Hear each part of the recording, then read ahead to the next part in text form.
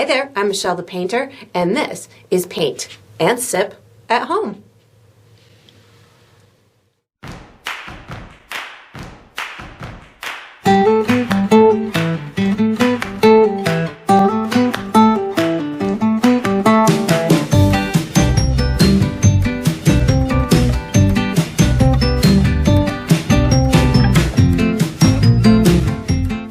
Alright, so today I'm going to be painting on top of the world, and I'm sipping on some apricot tea. And if you enjoy this process, I do hope that you like and subscribe to my channel, and that you also check out my Patreon page where you're going to find additional painting perks. So let's get painting and let's get sipping. Alright, so for my materials today, I'm going to be using a stretched and primed 16 by 20 inch canvas. If you're painting along with me, you could certainly switch up the size, but that's what I'll be using. I'm going to be using acrylic paint today. My colors are titanium white, cobalt blue, Mars black, green oxide, raw sienna, which I'll probably call yellow, burnt sienna, which I may call rust, and burnt umber, which I'll definitely call brown. So those are the colors I'm using. You can certainly switch yours up if you'd like to. For my tools today, I have a standard number 2 pencil that I'll be using for some drawing. And then I have 3 brushes from my personal brush line, which is Michelle the Painter brushes. I have a 3/4 inch wide flat bristle brush. I have a number 8 round synthetic brush, and I have a number 2 round synthetic brush. And I will refer to these as small, medium, and large as we go through the painting process. And of course you can switch those up as well if you'd like to. If you're painting along with me, you'll probably want to have a cup of water for washing your brushes, as well as a paper towel for drying your brushes. And down below this video, in the video description, I will be providing you with a few additional resources that can help you throughout your painting process. One of them is a link where you could purchase the same exact paint kit that I'm using, from the same size and type of the canvas to the same type of paints and brushes and all the good stuff in between. So that's there. There's also a link where you could download a free image of the final painting. So you can print that and use it as visual reference as you go through the painting process. And there's also written step-by-step instructions down there for you as well. And that's all we're going to need today. Alright, so what we're going to do for the first step is we're going to be drawing an outline for our landscape. I'm going to be using my pencil. You could certainly use any drawing utensil that you'd like. What I'm going to do is I'm going to guide you through a series of markers, and we're going to connect those markers, and by the time we're done, we'll have a series of nice roly-poly hill type of mountains that our mountain goat is kind of looking out into. So we'll do the rock that the mountain, or that the goat is standing on later, but right now we're just going to do an outline for our hills. So what I'm going to do is I'm going to make a series of markers on my left side of my canvas and the right side. So what I'm going to do is I'm going to find myself about halfway up or down my canvas, which for me is somewhere in through here. I'm going to make my first marker. Then what I'm going to do is I'm going to go up from that about 1.5 inches, make another marker. I'm going to come down from that about 1.5 inches, make another marker. I'm going to come down another about 1.5 inches, make myself a marker, and then about, I would say, almost 2 inches and make another marker. So I've got 5 markers on this left-hand side. I'm going to make 5 markers on my right-hand side as well. So I'm going to go up, I'm going to make myself another marker at about the halfway point, somewhere in through here. I'm going to go up from that about 3/4 inch to 1 inch, right in through there. Then I'm going to come down from here, I would say about 2.5 to 3 inches. And yours don't have to be exactly where mine are. This is just giving us a roadmap to go by. Then I'm going to go about another 1.5 inches, and then I'm going to come all the way down to the bottom of my canvas, come up about 1/2 inch, and make myself a marker. So what I'm first going to do is I'm going to connect these 2 bottom markers. This is going to be my foreground land. That's going to have a lot of evergreen trees kind of poking out the top of it. So something like this will start me out. Then what I'm going to do is I'm going to go find myself about that halfway point of this bottom line, which for me is right about in through here. I'm going to come to the left of that about 3 inches, right in through here. I'm going to connect this marker to this one up in through here with a nice kind of roly-poly type of a line, something like this. And then what I'm going to do is I'm going to come up this one about 4 or 5 inches. So if this is about the center of my canvas left to the right, I'm about an inch to the right of that one, and I'm going to connect this marker to this marker. So I'm going to take this and just kind of go like this, bring it up in a little hill like that. Then what I'm going to do is I'm going to come to the right of here, maybe about 3 inches. You can probably catch a pattern as to what I'm doing right now. And I'm going to connect this marker to this marker. So this one, of course, you can be as roly-poly as you want. Again, you don't have to make yours exactly as mine. I'm just doing a series of hills that's going to give us some great perspective. The next 2 that I'm going to do, I'm not going to cut this hill at all. I'm going to do just one more hill behind it. I'm going to connect this marker to this marker. This is going to be my tallest peak of all of my hills or my mountains. I guess we should call them mountains considering I'm doing a mountain goat. We could call them hills, but I'm going to call mine a mountain. So I want this peak higher than these 2 markers in through here. It doesn't have to be much, but a little bit would work. And then I'm just going to connect this in through here. And then I accidentally made a mark here, and I'm going to use that and connect it to here with just a little bit of a mark in through there. I'm now going to come almost straight across from this guy, right in through here, maybe a little bit higher, somewhere in through there, and connect these 2. And then I'm going to come up from here, maybe about 3 inches, 2.5, 3 inches, somewhere in through here. I'm going to connect here to here. So this will give me my nice long rolly hill in through there. And that's all I'm going to do for my outline. So you could adjust this as much as you want to. We're going to be using our large brush for the next step, so you can put your pencil away, take out your large brush, and get ready for the next step. All right, so what we're going to do for the first step is we're going to be painting the sky. I'm going to use my large bristle brush to paint, but I'm going to use my medium brush to mix a couple of custom colors.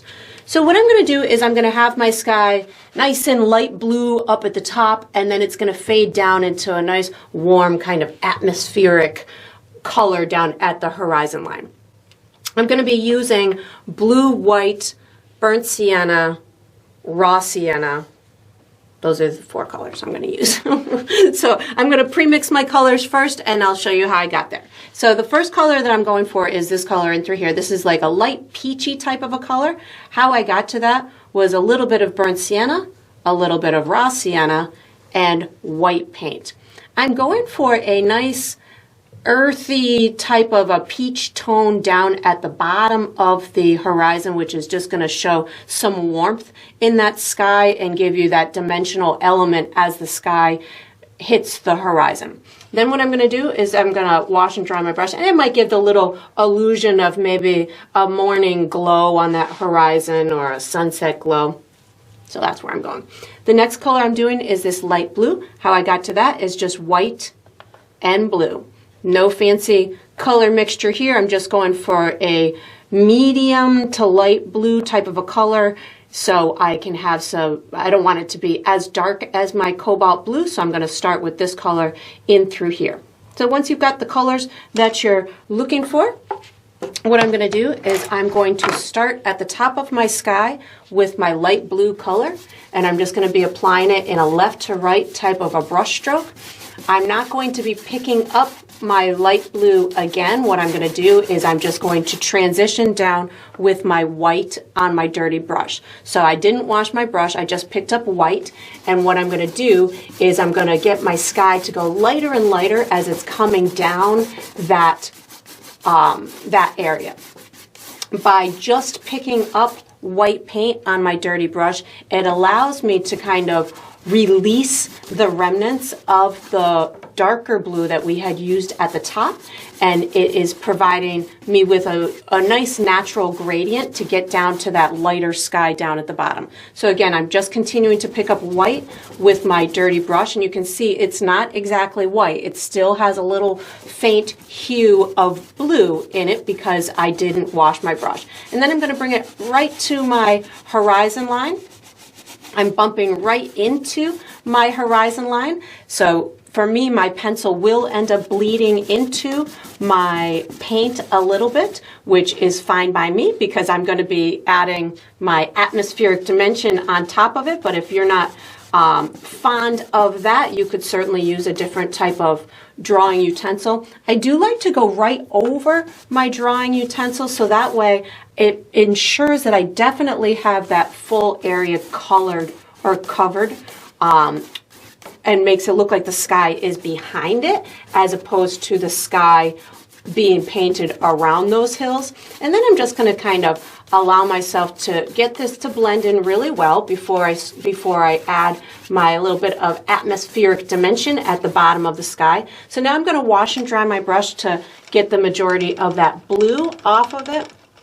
You could certainly let your sky dry if you want to, but I want my peachy tone to blend in here. So I just washed and dried my brush, and I'm going to pick up that peachy tone, and I'm going to put it right on top of this sky at the bottom. So right in through here is just going to blend right into that sky at the bottom, and this is going to provide a beautiful atmospheric feel to my scenery. You could make it go lighter or darker, whatever works for you is up to you, and then I would just let it dry. If you want to do a second coat, you certainly could. That would help to get it to look softer, more blended if you wanted to do that. We are going to be using this same brush for the next step. So once you've got this done, you can wash and dry your large brush and get ready for the next step.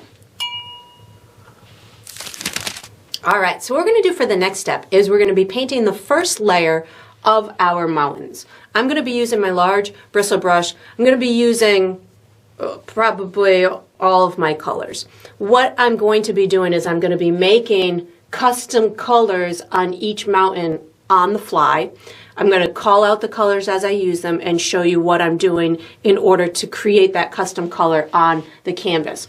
What I'm looking to do is I'm looking to have my hills lighter and more muted, which means less saturation in the color the farther away they get, and darker and more saturated with color the closer they get. So the closer they get to the viewer, they might have a little bit of green in them, they might have more brown in them. I'm going to have almost a silhouetted type of hill in the foreground, so that's going to be really dark. So I'm going to start really light up at the top. I'm going to start from the back mountain and work my way forward. And just keep in mind as we do this, this is just the first layer. So if it doesn't turn out perfect on yours on the first layer, don't worry. We're going to have another step that will help to get it to look more believable. So what I'm going to do for the very first one is I'm actually going to start with my custom sky color and a little bit of white paint and a touch of black. So what I'm in essence doing is I'm adding the white and the black is going to add a bit of a gray tone to it, but you want to be careful that you don't have a lot of black. So I just kind of took that black and wiped it off a little bit on my paper towel to ensure that I am very light in nature with this. I actually want a little bit more white. So as you put it on the canvas, if you say, "Ooh, that's too dark or too light," you can just adjust it as you go through that painting process. And I'm just going to color in this whole area. I want it to be nice and light and soft. I'm going to paint the entire area. I'm just using kind of a soft scrubbing type of brush stroke, nothing really fancy. A light touch is going to allow me to get this paint on here and have it cover pretty well. So I'm kind of rubbing it, but it's, you know, I'm not using a firm touch just to make sure that I've got good coverage. And then I think I might put a little bit more white on this just so it gets a little bit lighter. But again, I know I'm going to be doing a second coat on it too. So again, if it doesn't turn out exactly as I want it to on this first layer, I'm okay with that. So that's looking pretty good. So my next hill is right here. So I can, in essence, use the same color combination, only making it a little bit darker. So this time, maybe I'm going to use the, I'm going to use brown, a little bit more brown, and my sky. Well, I didn't use brown in the first one, but I'm using brown and my sky blue and a little bit of white on this one. So I'm using the brown in order to make it look like it's coming closer to the viewer. So this one's looking pretty good in through here. And then my next one right in through here, I want to even closer to the viewer. So I'm going to do the same color combination because I liked that, but I want to use less white. So I'm going to use my my sky blue plus brown on my brush at the same time. I'm going to start up in through here, and I'm going to give myself, you can see how it's, I'm going to put it right next to this one. You can see how it's darker than that one. You could go more brown. I think I'm actually going to bring in a little bit more brown with it just to get it to go a little bit darker. And again, yours may turn out lighter or darker or a different color value or tone or hue than mine. It's all right. What my goal here is just to make these hills go darker and darker as they come towards the viewer, and that's going to give me some really fabulous dimension in these mountains / hills. So when we're looking at them, they will just kind of disappear off in the distance. So that's looking pretty good. Let me just kind of blend this out just a little bit more. And then this next one that I'm going for in through here, I'm going to get it to go even darker. So instead of using my sky blue and brown, I'm actually going to use my cobalt blue plus a teeny tiny bit of black and white. So my cobalt blue plus a teeny tiny bit of black and white. You could certainly pre-mix these colors on your palette if you wanted to, but I really enjoy mixing them on my canvas on a landscape such as this in order to give myself diversity in those colors. So it doesn't, I like my diversity because it adds to the dimensional element for me. I like having one spot lighter than the other or one spot darker than the other. So when I go to do those final details on it, I can almost just play with what happened naturally with having a dark spot here and maybe that dips in a little bit. So that's where I enjoy going into it in this process of mixing it on my canvas. Again, you could certainly pre-mix yourself distinct colors that would go just from one hill to the other, but this is the approach I'm taking. And of course you can reshape your little hills as you go through the process. If you want one to kind of jut out a little bit or have a different silhouette to it, that's perfect. Now when I go to these three hills in through here, I'm going to start incorporating green, more green and brown. So right now I'm going to pick up green and brown on my dirty brush. So I have green, brown, and my my cobalt blue, and whatever remnants were on that hill in through there. I think I need a little bit more blue just so we can get a little bit of a darker tone here, but with the green in it. So as I'm coming closer to the viewer, I know that I'm going to start to have more of that evergreen type of color or grass or something in those hills that's going to be more evident to the viewer because they can see it better because it's closer. So that's where the green is coming into play. Same thing with this one here. Again, I'm going more green, black, blue, brown. So my darker colors plus maybe a touch of white as well. So I actually have 4 colors on my brush right now. I have green, blue, black, brown, and white. That's 5. I need to be able to count, I guess. And then I'm gonna I want this one to be darker than this one. So if I need to add a little bit more black in it to get it to go a little bit darker, then that's what I do. Maybe a little bit more blue too, so it can get nice and, there we go. That's a nice rich color that I'm thinking is gonna look fabulous as I build my way towards my foreground, and then just kind of coloring this in. Again, no fancy brush stroke to get it to color in. And then the last section, I almost want it to go black. So I think actually I want a little bit more darkness in this one. So I'm picking up just a little bit more black and blue. And again, I know that I'm going to be doing another coat on this as well. So this is not my final resting place with these hills, but just making sure that I got it a little bit darker than the one behind it. There we go, that looks pretty good. And then this one in through here, I'm gonna use quite a bit of black, and I think I'm gonna go black and green on my dirty brush for this one. So this is black and green on my dirty brush. So I have remnants of the other hill colors, and then this one I'm just kind of getting nice and messy as it's meeting the hill in front of it.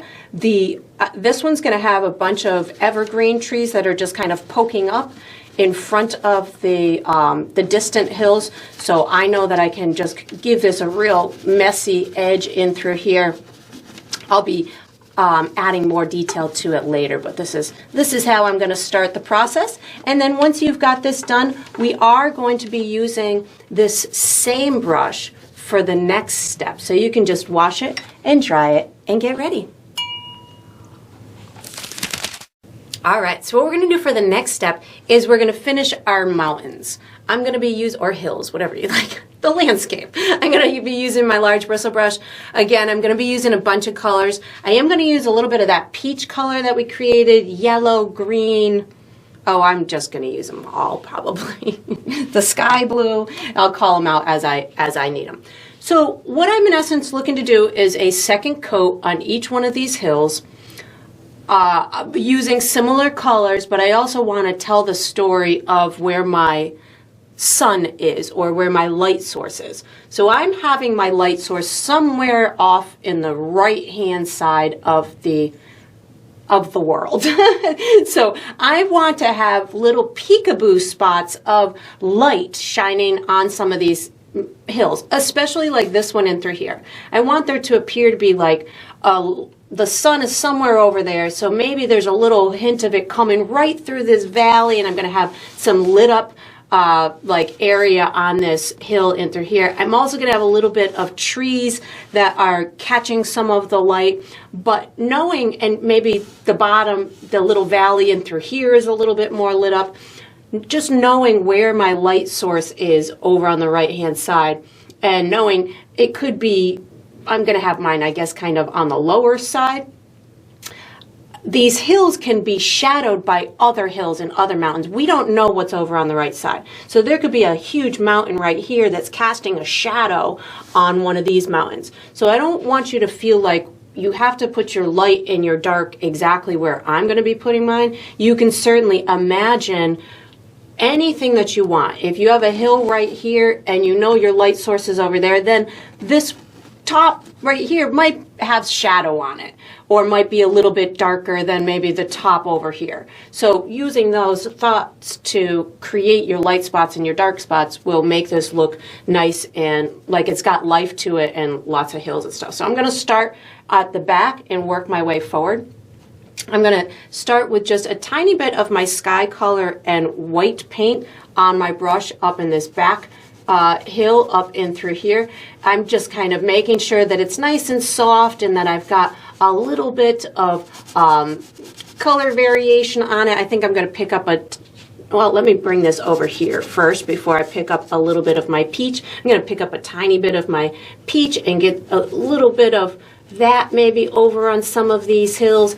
And again, they're off in the distance. I really don't need to do much to them. I just want to make sure my pencil mark is hidden, that the top of this one is nice and soft, and then I'm just going to move on to the next one. So my next one is right in through here. So this one I think I want maybe a little bit of more of a purpley, or yeah, I guess a purpley kind of look to it. So I'm actually going to pick up a touch of my burnt sienna plus a tiny bit of blue. So this is gonna, and maybe a little white too. So you don't have to do exactly the same color on top of the first color. So this was a little bit of burnt sienna, blue, and white. So it's very similar to what I did the first time. I'm just kind of, oh, maybe a little bit more blue, but I'm just kind of allowing myself to add another layer on top of here, giving it a little bit more life and just making sure it's really nice and soft looking. Picking up just a little bit more white just to give myself just some softness up in through there, but it's still a little bit darker than the hill before it, so that helps out with that. And then I'm going to just move on to my next one, which is right in through here. So I think I'm going to actually pick up some of my sky color to get down in this little valley here. So I'm not washing my brush. I just picked up a little bit of my sky color plus white on my brush to get a little lightness going on down in this valley of this one in through here, maybe a little bit up on this top side as well. And then I'm just going to kind of get it to blend in and up. So I think I initially used my sky color plus brown on this one. So I'm just going to give myself another kind of coat of a similar color. So I'm just picking up a little bit of brown plus that sky blue, and I'm just making sure I have a nice second coat that looks fully executed. These back hills can just be nice and soft. You don't have to go for any kind of detail on them. The only thing that you want to do if you want to see them in front of the corresponding hill is just I'm making sure that I can see it. So I just keep adding a little bit of my sky blue plus brown on my brush to get this top to go a little bit darker so we can see it in front of that back hill. And I'm trying not to make them too confusing with too many different colors, but again, I really like how they can fade off and look so different as the farther away that they get. So that's what I'm trying to do here. This next one, I'm going to actually put a little bit of green down at the base. I think I'm going to pick up green plus my peach color to set the bottom of this one in motion down in through here. So that's going to make it look like there's some nice light in that valley, something like this. And then I'm going to pick up a little bit more green, brown, and blue on my brush as I'm going up this hill. So again, as I'm doing this, I know that I have a base coat underneath there that I started with, but I can incorporate additional colors on top of it, which is going to give it the illusion of dimension, especially when you're going through these darker hills in the background. Again, I'm just picking up green, blue, and brown on my brush right now in order to make sure that this is as dark as I want it. And again, these are getting darker and darker as they're coming towards the viewer. I also know that I'm going to be having my my rock that my goat is going to be climbing on. I just picked up more blue and brown. I'm going to have my goat in front of this, so I want to make sure that this is nice, and I'm going to have some good color contrast. So I just kind of keep adding these colors on here as much as as dark as I want it, as bright as I want it. But again, my goal is to just get these hills darker as they come towards the viewer with these nice earthy tones. You can have more blue the farther away and more greens and browns closer to the viewer. And this one in through here, again, I'm going to start it the way that I started that one, which was a little bit of green. And actually, I'm going to go green, yellow, and my peach. A little bit of each of those on my brush to start, green, yellow, and peach. And this is going to be that real vibrant area right on the tip of this little hill in through here, as if maybe it's, in that valley, it's catching a little bit of that morning sunshine. And then I'm just going to kind of get this to dissipate up in through here. So the darker, closer, but again, if you want to have those little pops of sun shining through, and then I'm going back to the combination of green, blue, and brown to just finish up this hill in through here with another layer. And again, yours might end up a little bit lighter or darker than mine. That's going to be up to you on how light or dark that you want it to be. But for me, that real firm kind of contrast from the light to the dark and going into those background hills really helps to make it look more believable to me. And then this one in through here is going to be pretty darn silhouetted. So this time I'm going to go green, brown, blue with a little bit of black also, just to get this second one in through here. I'm probably going to go a little bit lighter, maybe down at the bottom, maybe a little bit. I think I need a little bit more black. I don't feel it's contrasting enough with the one behind it, so I just added a little bit more black and blue onto my brush to get it to go as dark as I want it. Again, the contrast is what's going to help the viewer understand what is in front of, which one is in front of which one, I'm going to pick up a tiny bit of my sky blue right now, just to get a little bit lighter at this base in through here, just on my dirty brush, so just an itty bitty bit. I guess I could have used my peach, which I'm going to pick up as well.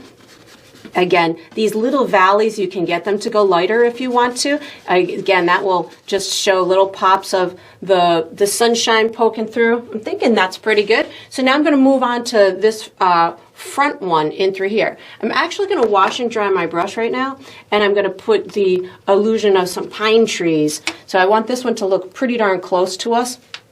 So I washed and dried my brush. I'm going to pick up black paint to start, and I want to have control with my brush. So I'm going to be adding these little tiny pop-up little pine tree look, pokey, like pointy pine trees. So I'm going to take my brush, and I'm going to take it and kind of squish it into my paint. So what this is going to do, it's going to bring my bristles together like this. So this is going to allow me the ability to make these little tiny marks that are going to look like little pine trees coming up in front of these back hills.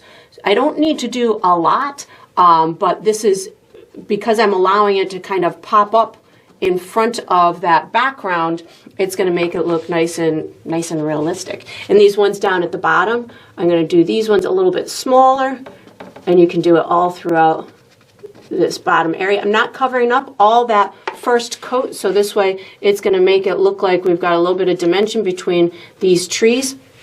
As I come to this left side, I want these ones to look a little bit bigger, so I'm going to give these ones more of a triangular type of shape as opposed to just bumping up one little mark. So you can give the illusion that these ones are closer by just making them bigger. And again, I'm just going to kind of do quite a few of these right at this edge and through here to give us the illusion that we've got a pine tree forest that is below our mountain goat. And then once I've got this silhouetted edge, then I'm going to just kind of tap my brush in this motion like this, and then I'm going to add a little bit of green to it. So this is just, again, giving the illusion that there's maybe some little pine tree tips throughout here. Now I'm going to pick up some green paint on my dirty brush, and then I'm going to tap in some light areas of greenery on some of these. So again, I don't need to do a lot. I'm really just kind of giving the illusion that there's some pine trees in through here, allowing for this green to give another element of dimension to this color, because I feel like these would be the closest to us. And once I've got this on here, I'm going to actually add an additional highlight on some of these trees. I don't need to do it much. This is going to be my concentrated area where I want it to be the brightest, so that's where I'm putting the most of the green. And then once I've got green on there, I'm going to wash and dry my brush, and I'm going to put an extra highlight on this little area in through here, which is going to be with my burnt sienna and white paint. So you could use burnt sienna. Actually, I'm going to use burnt sienna yellow and white. So it's going to be the same color combination that I used for my peach, but I'm going to be using them individually on my brush. So I have 3 colors on my brush. Again, this is the same color combination that made the peach, but I want the diversity in my colors on my canvas, so I put all 3 colors on my brush at the same time. And if you're going through this process and you're saying, boy, this brush is too big, or I'm not getting the colors that I want to, they're all blending together, it's too wet, just give it a minute. Let it dry, let that base coat dry, and then you can come back and pop in these little bits of highlights. You could even use a smaller brush, and then at the end just take a tiny bit of additional white on your brush and just pop in those very tiny tips of brightness. And then we're going to actually be using our pencil for the next step. So once you've got your mountains done, you can put your large brush away, take out your pencil, and get ready for the next step. All right, so what we're going to do for the next step is we're going to be drawing an outline for our rock and our goat. I'm going to be using my pencil to draw. You could certainly use any drawing utensil that's going to work for you. I do recommend before you start this step that you make sure that your canvas is dry though. So this is that time where you get to take an extra long break if you'd like to. Or you can find some kind of fun fanning method to get it dry, or you can do as I did and just whip out a blow dryer and get it dry that way. So what I'm going to be doing is I'm going to guide you through a series of markers and basic shapes, and by the time we're done we'll have something that will resemble a very protruding rock for this animal to climb on, and a nice simple basic shape for the animal that we can utilize during the coloring in process. I'm going to start with the rock and then we'll put the animal on top of it. So I'm going to have my rock coming off the right hand side of my canvas, and it's going to be going just above where my horizon line is. So what I'm going to do is I'm going to make myself 2 markers down on the right hand side of my canvas. I know that my pencil is going to be nearly impossible for you to see on camera, so I'm going to be using a white pencil in these dark areas for you guys to see. So I'm going to come down a little bit farther, but for me I'm going to come down between these 2 hills in through here to make myself my first marker. And then I'm going to come down about halfway between the top of here and the bottom of here, so somewhere in through here. And then I'm going to come above my horizon line, I would say maybe about 2.5 to 3 inches, and then I'm coming over to the left to about here. So if this is about halfway in my canvas, I'm almost halfway between that and the edge of my canvas, somewhere in this vicinity. I'm switching pencils right now so you can see what I'm going to do. I'm going to do a horizontal line. It doesn't have to be super straight. I recommend it's got a little bit of bend into it anyways. This is going to be where our goat is going to be standing. Then I'm going to connect this corner to here and this corner to here. So I'm going to switch pencils as I do this so you can see as I go through from the light to the dark. But I'm just going to kind of give myself a real jaggedy type of line in order to get here to match here. And I'm going to do the same thing for here.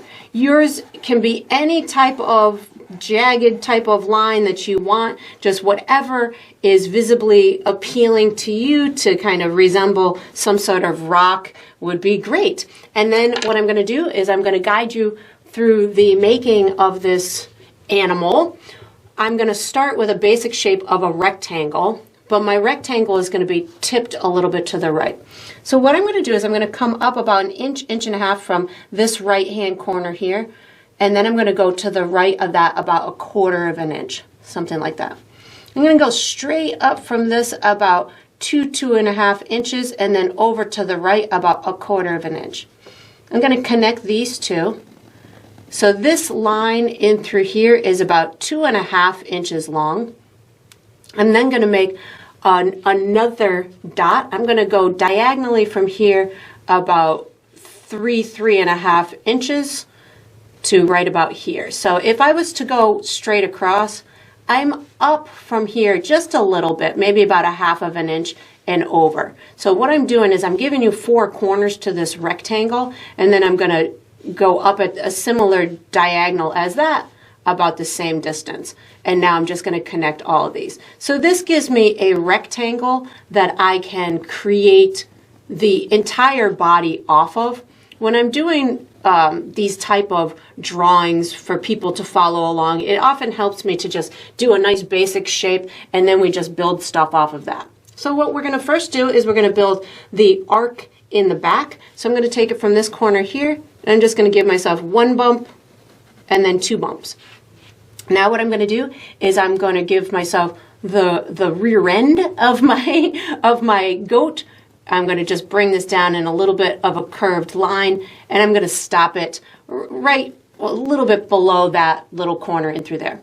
I'm going to put a little tail on here, so I'm just going to take it from this corner in through here, bring it about 3/4 of the way down that rectangle, and then just kind of give myself a messy little end to it there.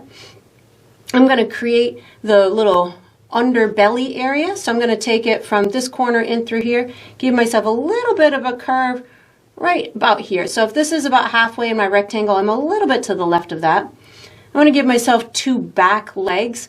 We're really only going to see the majority of the one that's closest to us, but I'm going to put the sliver of both of them. So I'm going to come over to the left of here, maybe about a 1/2 inch, and I'm going to give myself almost a vertical line coming down, and then just a little hoof at the bottom, and then this is going to be a little bit of a curve to meet that, and then I'll do just a little sliver of one over on the other side. So we've got the main one that we're going to see here, and then the little sliver there. I'm going to do the front 2 legs, and again, we're going to see the one on our side the most. So I'm going to take it from here, and I'm going to bring it all the way down into here. So this is almost like halfway between my rock, or maybe about a 1/2 inch to the left of this hoof, so about a 1/2 inch to the left. I'm going to connect these two like this, a little bit of a scooping line, and then I'm going to take it from this corner in through here and bring it down to here. So this is going to give me the inside side of that leg, and then I'm going to give myself just a little sliver of the other leg in through there, because its feet have to be really close. Then what I'm going to do, I've got to put the head on. So I want to extend this a little bit in through here. So I'm going to bring this a little bit further to the left like that. I'm going to give myself a little bit of an ear. So just bring this back like this, give myself a little bit of an ear. From this marker in through here, I'm going to bring this up to about here. So this kind of creates the neck. And then what I'm going to do is I'm going to give myself a little bit of a curved, downward curved line like this. So this is its muzzle. It does not go below this corner of the rectangle. So just so you have a good perspective as to how far down to bring it. And then I'm going to kind of, from my ear, I'm going to bring this to the left and then kind of drop this down almost as if it's a vertical line in through there. That gives me kind of the forehead area and then that flat face that they have.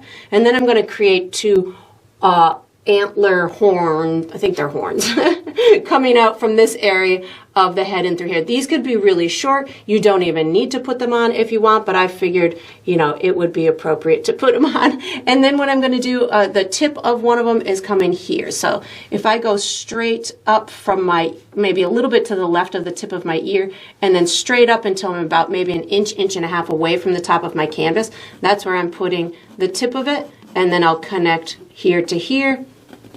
And then this one's going to get connected to here. And then I'm just going to do the little sliver of the one from the other side. So just in through here will give me the other one.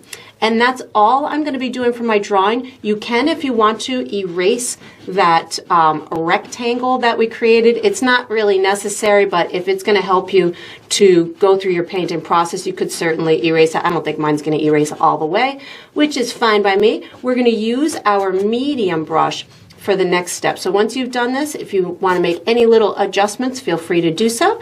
And then you can put your pencil away, take out your medium brush, and get ready for the next step. All right, so what we're going to do for the next step is we're going to be painting the base coat for our rock and our goat. I'm going to be using my medium brush. The colors I'm going to use are brown, black, and white. And what I'm going to do is I'm going to be using brown and black for my rock, and then I'm going to be creating a custom gray for my goat. So I'm going to do my rock first. I'm picking up just brown to start. Now I know that my brown is very transparent, so I am just using this as a base for my rock, or a partial base for my rock, knowing that I am going to be able to see through it. I'm okay with that. I just want to have myself this nice brownish color to start with. I'm going to use my black in a minute to get some dark notes in here as well, some really dark notes. But as I'm going through this, I'm using a really kind of chaotic brush stroke, allowing for some almost textural type of elements to start to form throughout my rock, knowing again that I'm going to be doing another step to it. This is just getting me started. It's giving me an interesting textural base that I'll be able to add lots of dimension to it. I just picked up some black paint right now, and I'm going to put in some just chaotic kind of black marks in order to, again, start the process of creating what's going to be a nice, fun rock formation of sorts. I know, again, that I've got my light source is kind of off on the right-hand side, so I'm choosing to do a little bit more darkness over here on the left-hand side. But again, I'm really just putting the black on and kind of wiggling my brush a little bit. And this way, as when I go to do my details on a future step, I'll be able to play with the areas that ended up a little bit lighter or the areas that ended up a little bit darker, and it just helps to give me a fun way to start the process of making something that resembles a rock. And then once I've got that done, I'm not going to wash my brush because I know that I have brown and black on it. I want to make myself a custom gray for my animal. So this is the gray that I'm going for here. How I got to that was I used brown and black, about equal parts of those two, and then just white paint. I'm going for kind of a neutral, medium gray type of a color, which is where the brown helps me to get a nice kind of natural color to it, so it's not too cool of a gray. So somewhere in through here is where I'm headed with my gray that I'm going to start my fur and my animal with. So once I've got that, I'm just going to color in the whole animal. The only areas that I'm going to pay any mindful attention to are the little furry areas that I want to have some evident texture to, which is going to be the tail and the beard and the bottom side of the animal, like the belly and the neck area. So as that fur, I'm having my goat have a lot of fur on it, and as the fur comes down towards the bottom of that animal, that's where we'll see the most texture to it. So when I go to paint this initial layer, I will concentrate a little bit harder on those areas in order to give them the start of some nice texture. As I'm doing these horns, I'm just using the little tip of my brush, but if you feel that you want to switch to a smaller brush just so you don't have problems staying within your lines, you can certainly do that. And even on these other areas, if you find that this brush is a little too large for your painting style, you could certainly switch to a smaller brush. So I'm starting to slow down because I know that I'm going to get into those areas where I want to have a little bit more texture. First, I'm going to hit the legs, and then I'll hit those areas where I want some texture. So, oops, I just put my hand in some wet paint. Let me wipe that off. So as I'm doing these little legs, if you feel you need to keep a visual separation between the two, just leave a little evidence of your pencil mark. Your pencil mark may even show through the paint if your paint is thin enough. So if you need to, aid yourself with a little bit of visual information from your guideline, just leave a little bit of that pencil or whatever you were using for a drawing utensil, leave a little bit of that evident between these two legs, or just leave a little tiny space between them.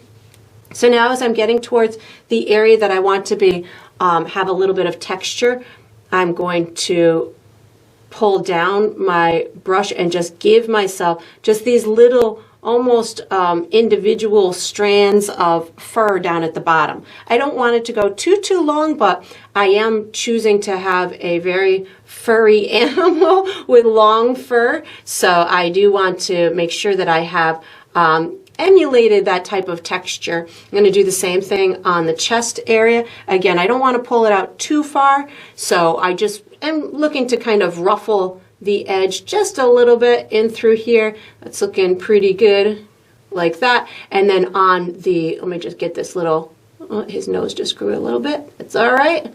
Once I've got the nose, I want him to have a nice beard too. So I'm going to pull down a whole bunch of this down in through this area in through here. I want my beard on him to be pretty darn long, so I'm going to pull down a good amount in through here. I'm just using the tip of my brush.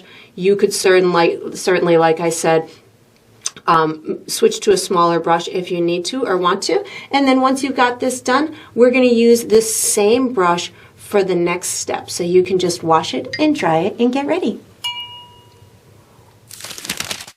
All right, so what we're going to do for the next step is we're going to finish our rock. I'm going to use my medium brush. The colors that I'm going to use are burnt sienna, brown.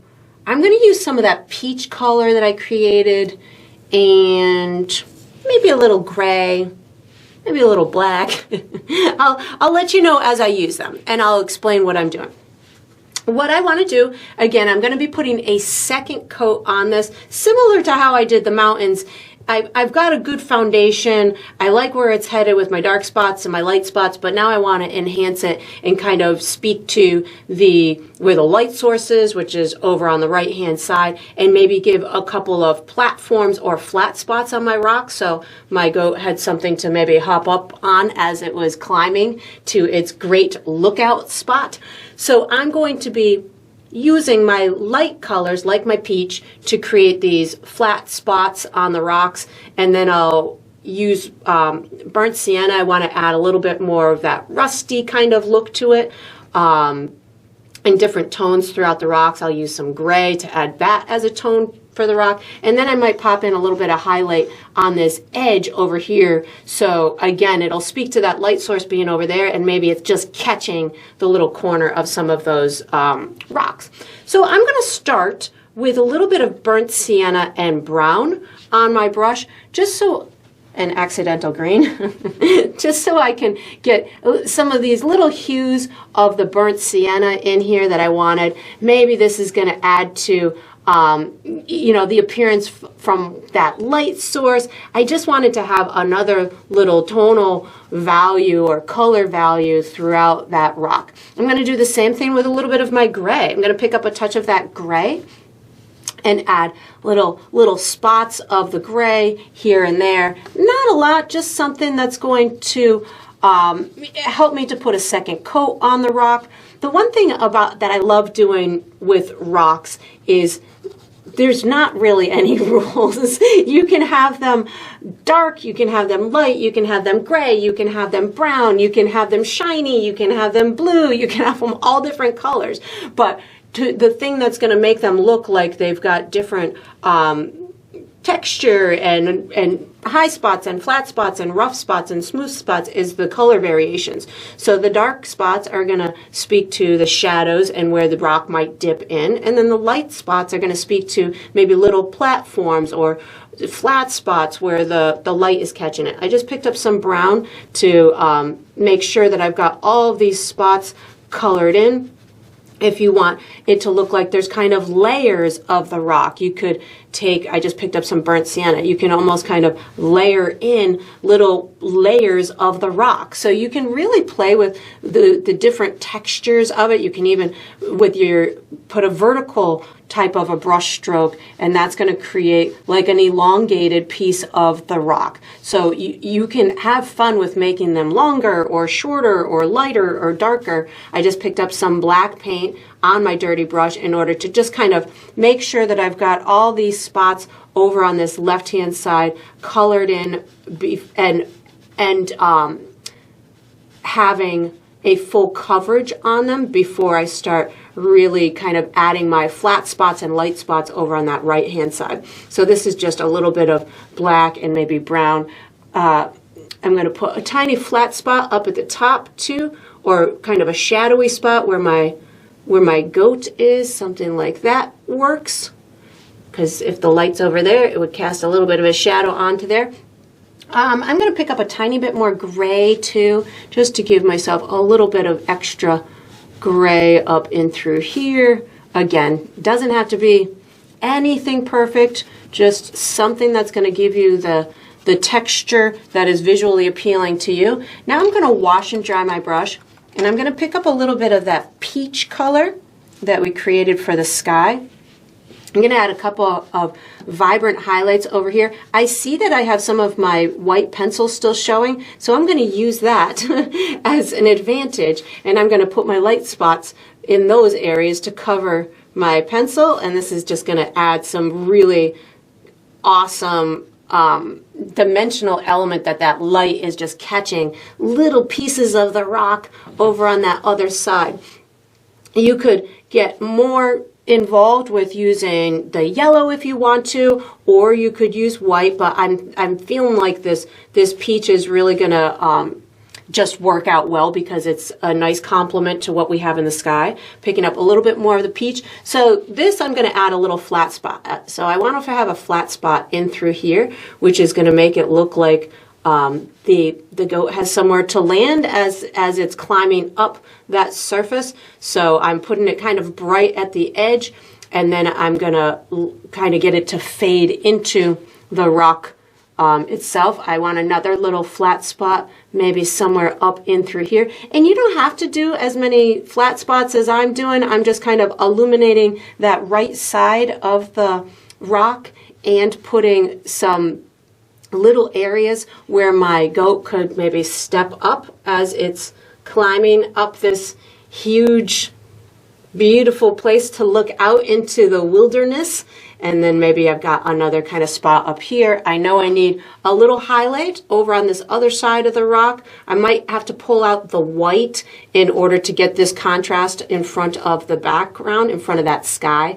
But right now I'm just using that peach to give these little bright edges to the rock as I've got these bright areas where it can walk. That's looking pretty good. Now, I don't just want these solid light areas, so I've got to get it to blend into that rock somehow. So I'm going to wipe my brush off, and I'm going to pick up a little bit of brown and burnt sienna, so this can get it to, I just picked up that green again. I think I have green in my burnt sienna somewhere. So this is brown and burnt sienna. So this is just going to give me to get those little flat spots that I wanted to blend out a little bit, so it's not so just line oriented as I am creating that rock. Maybe this gets a little bit darker as it's kind of coming down the face of that flat spot, and you can certainly, you know, have fun with making this as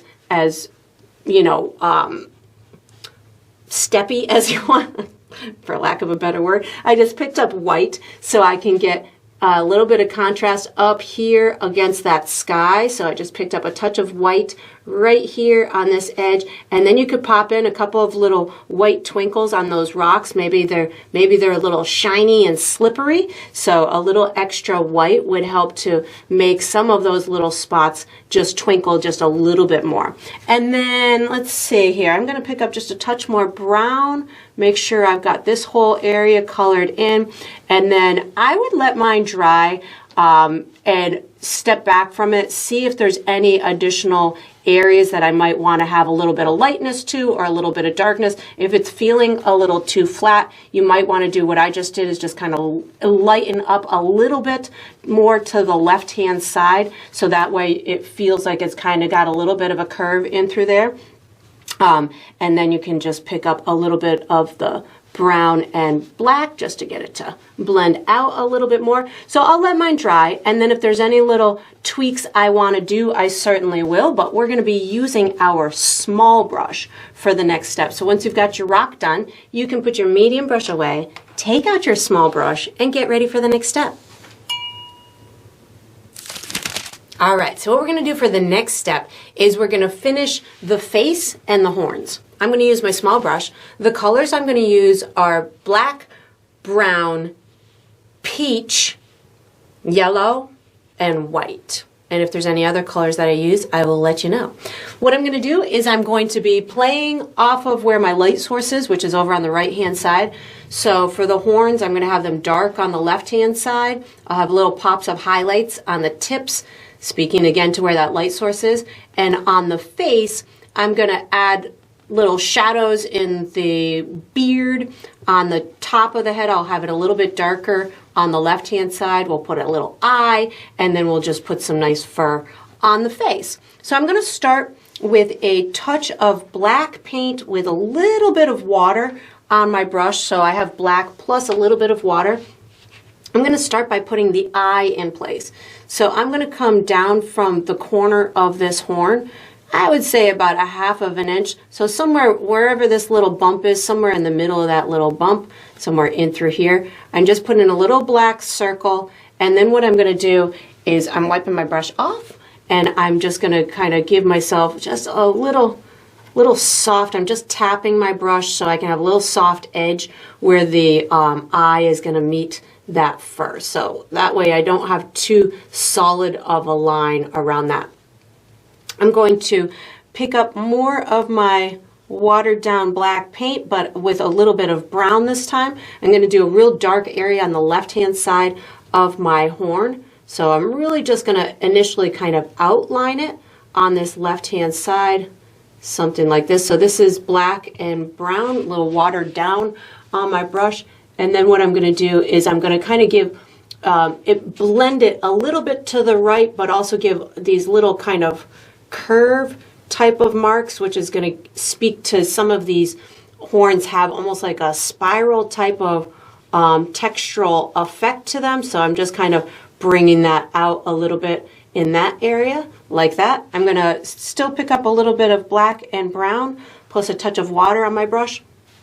I'm going to put a little bit at the top side of this head in through here. So I'm really hardly touching my canvas with very little bit of paint on my brush. I'm just allowing for almost like a little shadowy area up and through here. I'm also going to put it right behind the ear so I know where the transition is going to be made into the neck, something like that. I'm going to put this dark color right underneath this chin as well. So I'm really just tapping the tip of my brush right now in order to get these little dark notes throughout the fur. I'm going to put a little bit down this front side of the beard to just get some nice depth in that. I'm picking up a little bit more brown paint right now. Give myself maybe a little bit of a nostril type of an area. Maybe just outline the front of that nose. Make sure I've got it the way that I want. I think I want to bring just a little bit more brown close to this eye in through here. It's looking pretty good. I went outside my lines there. So once I've got this in place, this is looking pretty good to me. I'm going to maybe just a little bit back here to make sure that I can see the separation between those two horns. There we go. So now I'm going to wash and dry my brush. I'm going to create a custom fur color, which will be kind of like a blonde type of a color. This is it right in through here. How I got to this was I took my peach that we made for the sky and I added a little bit of yellow to it. So what this is going to do is it's going to create a light golden type of a color that we can utilize for the transition of the fur from the dark to the light. So this is where I'm headed in through here. Just keep adding my yellow till it gets to the color that I want. There we go. That's looking pretty good. So once I have that, I'm going to be using that plus brown on my brush in order to create the lighter fur on the face. So I'm picking up that light golden color plus brown on my brush right now in order to create little texture in this fur as it's kind of coming into where it's going to meet the rest of the body.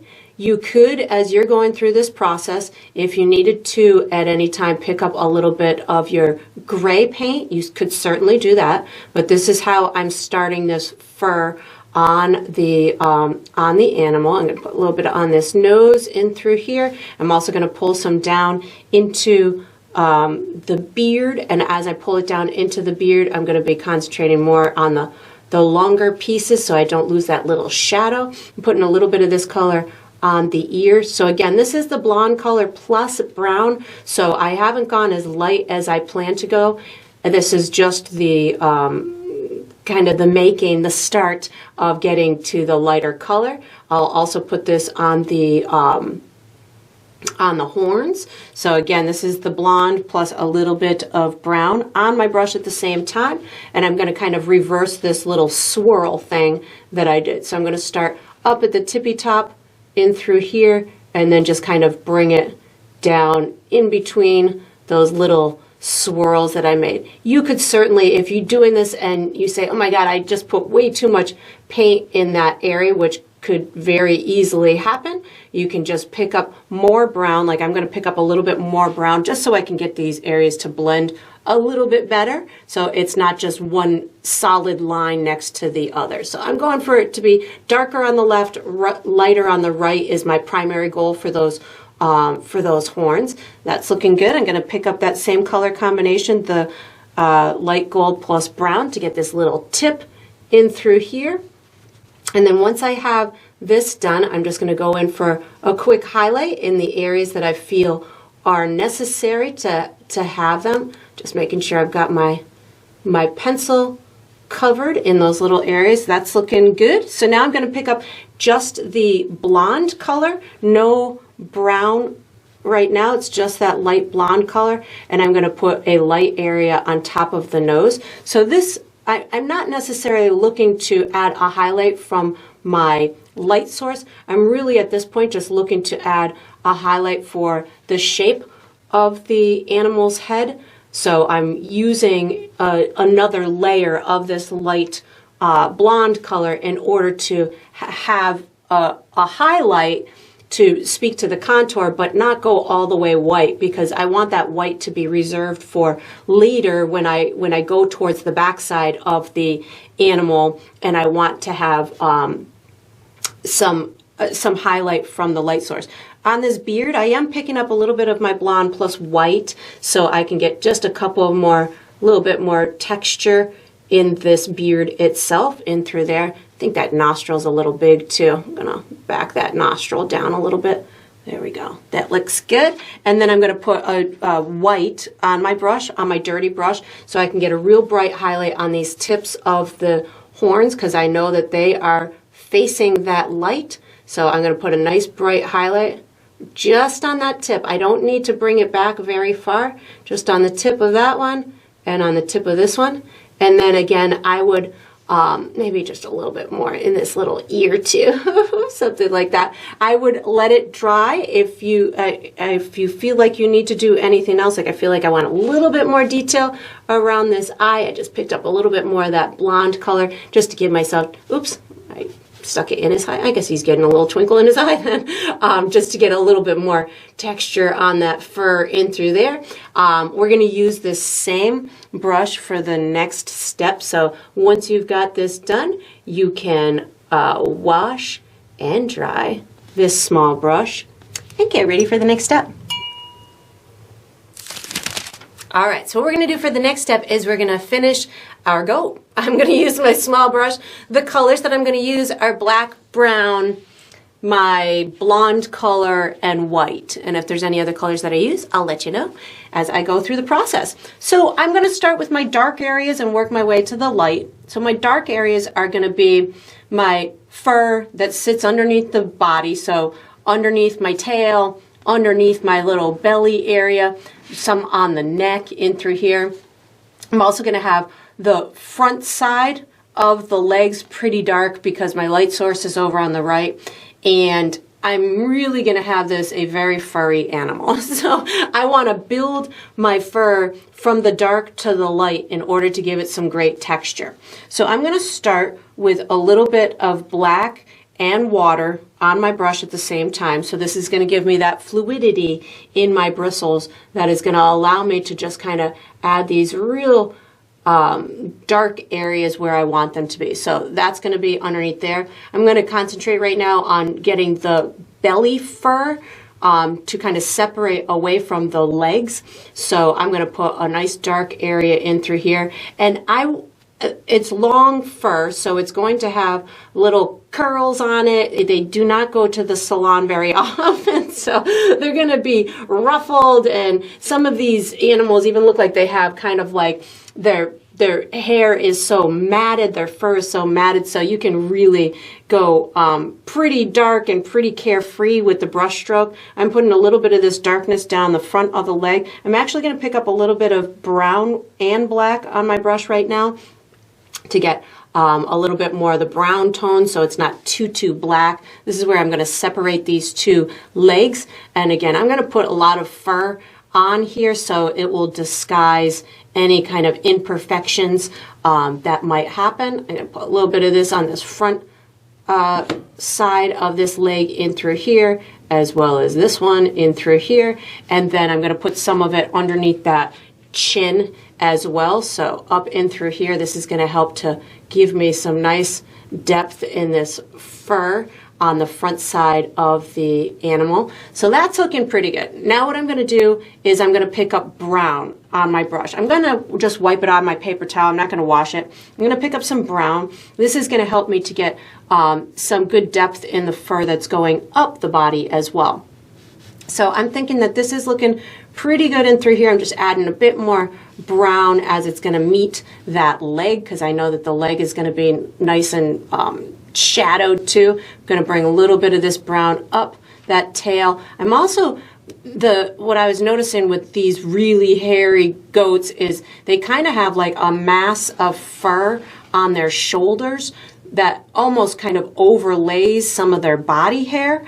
So I'm going to take a little bit of this brown and almost kind of give you that separation of sorts where the shoulder fur kind of overlaps that body fur. I don't know if it's like, it's almost like a mane of sorts. I know it's not, but for lack of a better word, showing my ignorance, I guess, when it comes to goat anatomy and fur. But this is, you know, what I was noticing in through there. I'm going to put a couple of these longer dark pieces. Again, I'm just using brown right now on my brush to get my these darker areas to emerge and make sense. Maybe a couple of the dark ones down below that belly as well.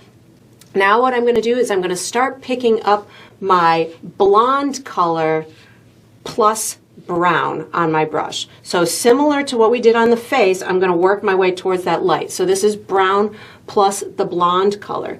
So I'm going to put a little bit on this leg back in through here, and even the legs I found were furry and hairy. So I'm going to just pull out little bits in through there. I'm really not going to attend to the hoofs too much. If you felt it necessary to really get some good detail on the hoofs, you could certainly put more detail there, but I was finding that, again, that fur on these ones with the long fur really just overlapped their hoofs in a lot of areas, so I'm using that to my advantage so I don't have to do too much hoof detail.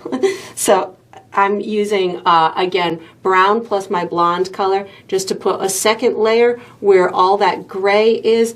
Oops, that one got away from me. And to just make sure it's fluffy enough. Again, brown plus my blonde. I'm kind of working my way up towards the lighter fur, which is going to be the stuff at the top.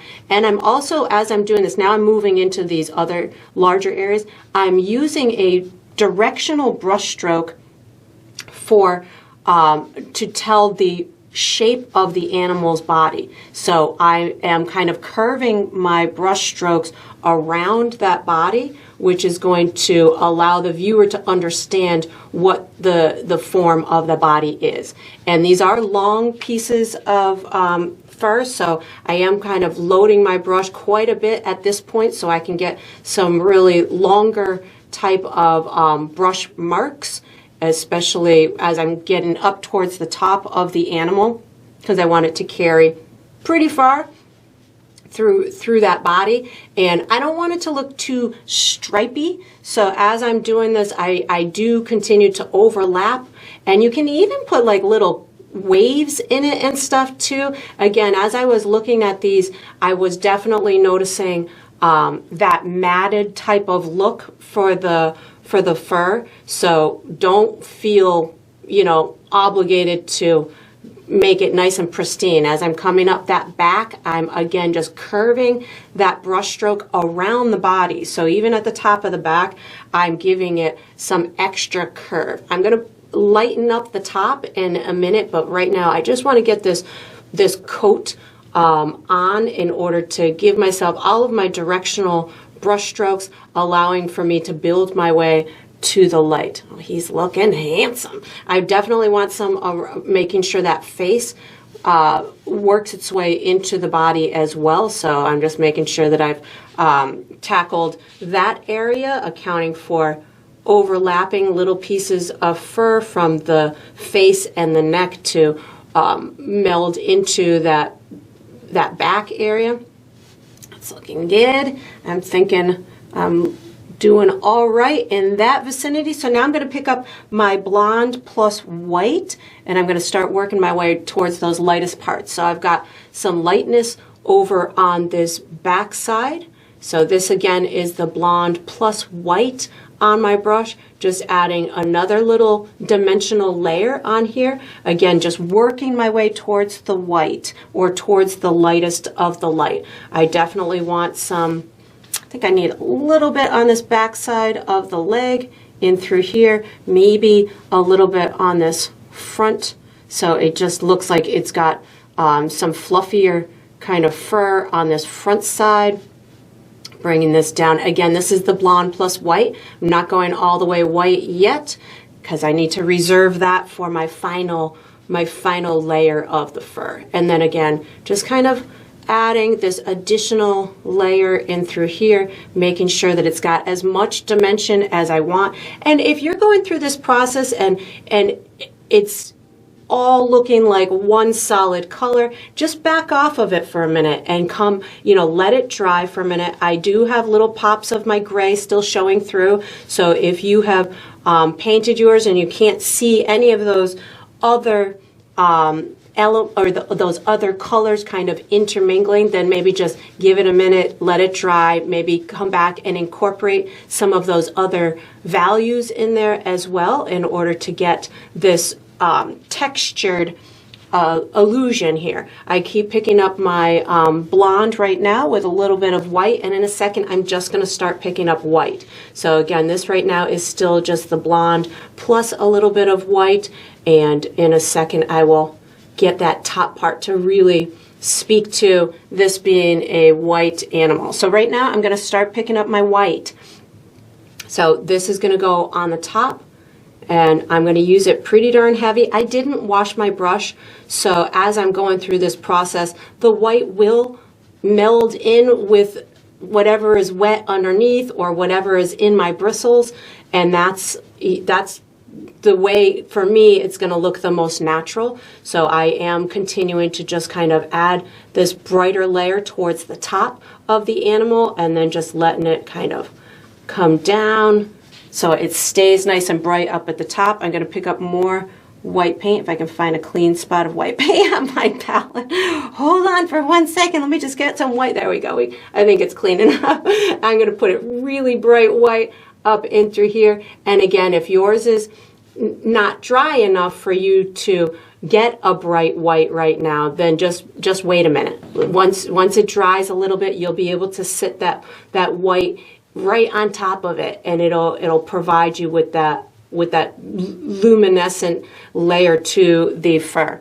And if you're not getting white or it doesn't look white enough, you might need to add more darkness throughout the rest of the animal. So sometimes as we're building these layers, you go too light too quickly. And if that happens, then it becomes really difficult to, I might have had a little bit of blue on my brush there by accident. It becomes really difficult to actually get that white to be as light as you'd like it. So if that has happened, then just come back with some of the darker tones, and that will help you to get that white to look even brighter. And that's just one of those things that if it's not looking white enough to you, I just picked up more of that blonde color so I can get this to transition behind this ear a little bit better.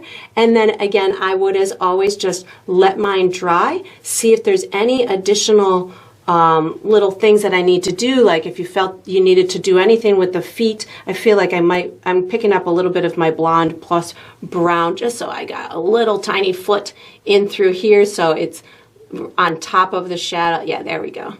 Just so I have something there. And then we're going to be using this small brush for the next step. So once you've got this done, you can wash and dry a small brush and get ready for the next step.